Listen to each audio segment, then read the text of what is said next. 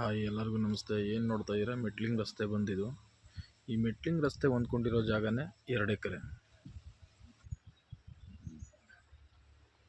ಇದೇ ಜಾಗ ಬಂದು 2 ಎಕರೆ ಜಾಗ.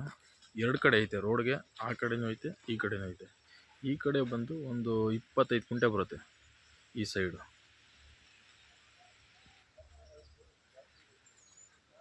100 ತೆಂಗಿನ ಮರ ಐತೆ, ಫಲ ಕೊಡುವಂಥ 100 ತೆಂಗಿನ ಮರ, ಟೀಕ್ ಮರಗಳು. 2 ಕಡೆ ಜಾಗ, 2 ಕಡೆಗೂ 100 ಅಡಿ ಬರುತ್ತೆ. ಆ ಕಡೆಗೂ 100 ಅಡಿ, ಈ ಕಡೆಗೂ 100 ಅಡಿ.